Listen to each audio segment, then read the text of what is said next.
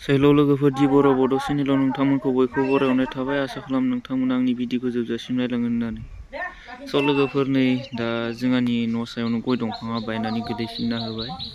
नोंथांमोननिसिम आं भिडिअखौ देखायहरबाय। स' मा खालामनानै बोसोरसेयानो जायाखैमोन न'खौ गोदान बानायनाय। बेयावनो थिं सायाव गय दंफाङा गोलैना होबाय, बायसिनबाय, थिङा गेग्रेजोब्बाय। आं दा बेखौनो दानफायनो होननानै थिं सायाव गाखोबाय लोगोफोर।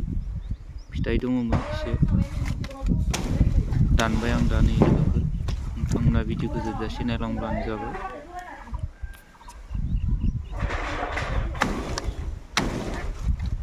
गोबां गोजान जादोंना फिथाइजों गाखोनो, बेखायनो गय दंफाङा बायबाय लोगोफोर। मा खालामनो उपाय गैया। एसे बार फैनायावनो गोलैसिनना होबाय लोगोफोर। थिङा गेग्रेबजोब्बाय।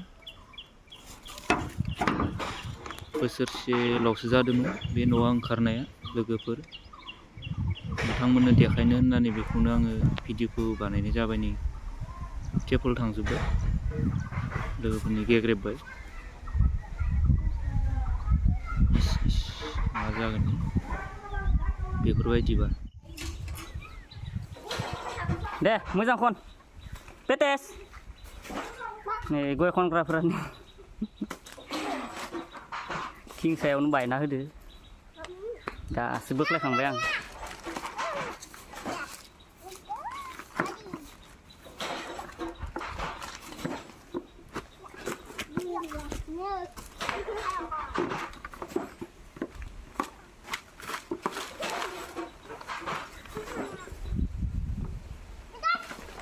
दे गय खननाया जाबोरा इथि गारि थां।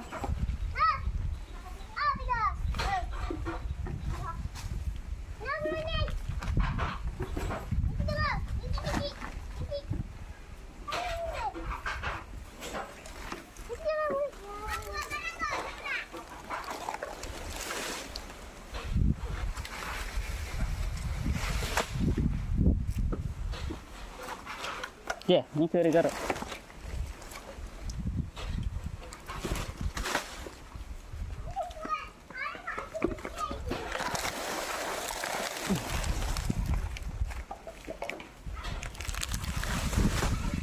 दे बोरै बेसां मोनखो गया? फालथिंसे जाबाय नै लोगोफोर। नै निथिं दोङो।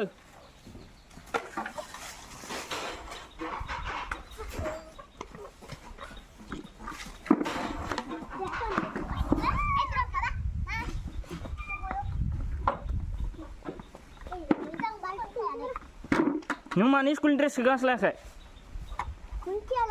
हा? गानस्लाय थां। गानस्लाय थां।